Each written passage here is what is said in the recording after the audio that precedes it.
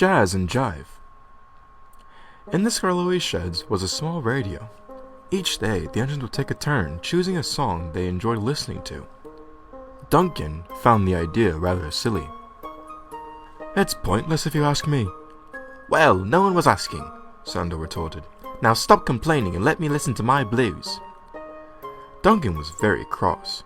He was just about to say what he thought of Sir Handel's blues when his driver turned the dial looking for the news. Duncan stopped. "What? Stop!" Duncan cried. "What's that? It certainly isn't rock and roll." "It's called jazz," Peter Sam replied. "It's quite lovely." Duncan listened to the swing of brass and the thrum of the drums. He certainly found it quite remarkable. "I kinda like it." The engines laughed. Finally, Duncan had found something he liked other than complaining. Little did they know, Duncan liked it a bit too much. Duncan was hogging the radio and wouldn't let anyone use it. "Come on, Duncan. Some of us would like a turn as well." "Ah, hold your wish. You'll get your turn." But of course, Duncan was still hogging the radio. Soon, it was time for the engines to rest. But of course, Duncan was still hogging the radio. Soon, it was time for the engines to rest. Duncan's fireman had turned off the radio for the night.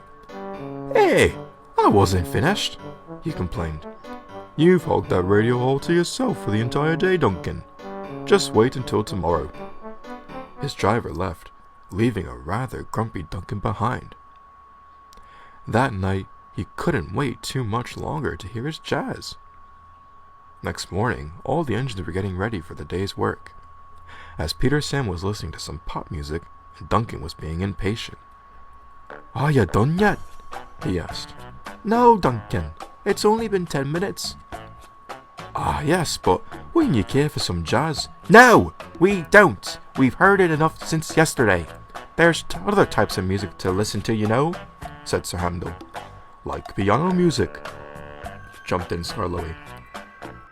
"Oh, some vintage music for time's sakes," chuckled Aeneas. But Duncan wasn't having it. No matter what the engine said, he wanted to listen to his jazz.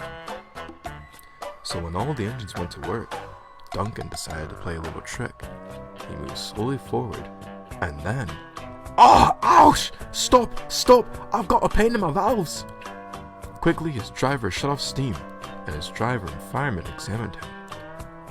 "Your valves don't seem to be in bad shape." "Ah, well," shouted Duncan. Perhaps they're getting worn out. You know us old engines." The driver and fireman started to become concerned. Duncan had never had this problem before, but they knew that safety was important on the railway and didn't question it. As the workmen got to work, Duncan had requested one of them to turn on the radio for him. All day long, as the workmen had tried to find the problem with Duncan, the sound of jazz echoed the sheds. Duncan was pleased. "This is the laugh." Later on, in the evening, as the engines were returning for a long day's work, the jazz was still playing. The engines were getting very annoyed. "Stop being a greedy engine. You got a chance to listen to your jazz. Now let us have a turn," snorted Rheneas.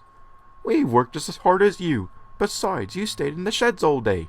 We deserve a chance to listen to what we like," fumed Rusty. But Duncan didn't care, and he wished a big cloud of steam at them. That had done it. The steam knocked over an old broom that fell onto the radio, and the radio had fallen off the table, smashing into pieces. "Bravo, Duncan!" Duke snorted. "Now I'll never get to listen to my orchestra," Ivo Hugh peeped. Before Duncan could say anything, the Thing Controller arrived. "Duncan! What is this I hear about you lying about a worn-out valve?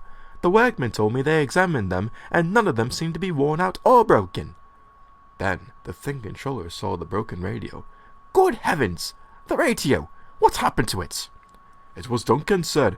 He's been keeping the radio to himself and wouldn't share it, and he knocked it over." "Duncan, explain, now!" Duncan blushed. He realized he made a huge mistake. Now no one could listen to anything on the radio, and it was all his fault. "I'm sorry, sir. I got a bit carried away. I just thought the jazz was so splendid to listen to." Well, normally I would take the radio away from you, but that doesn't seem like it'll happen. Starting tomorrow, I expect no nonsense. You'll be put back to work with no silly excuses, the thing controller said sternly. The next day, while Duncan was hard at work, he stayed quiet whenever the engines saw him. They didn't bother to interact with him. The thought of Jazz had slipped his mind completely. He was thinking of how he can make it up to the other engines. Then, he had an idea. He spoke to his driver and fireman, and they agreed. Hopefully this will show I'm truly sorry. That night, the little engines had returned to the sheds. The sound of the wind blowing and the howls hooting spread across the sheds. It's not that bad, you know. The sounds in the night are very calming too. Indeed, but some music would be nice to listen to. Just then, Duncan arrived. The engines scowled at him. Look, it's the Jazz engine, ready to perform knocks over objects, Sandoz said in a sarcastic tone. Actually, I wanted to say I'm sorry. I have a special something for you all. Before anyone could question it, his driver stepped down and presented a nice and shiny new radio. Is that a new radio? Rheneas asked in excitement. I've asked my driver and fireman to help buy a new radio for you all to make up for the blunder, and I promise I won't hog the radio again. The Jazz was nice and for a while, but it's wearing off. The engines were delighted. They all blew their whistles happily, and Rusty honked his horn. But Duncan was the loudest of all. The new radio was a great treat.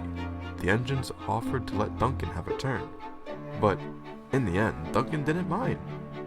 He was over his phase and didn't mind whatever the engines choose, as long as it wasn't Jazz.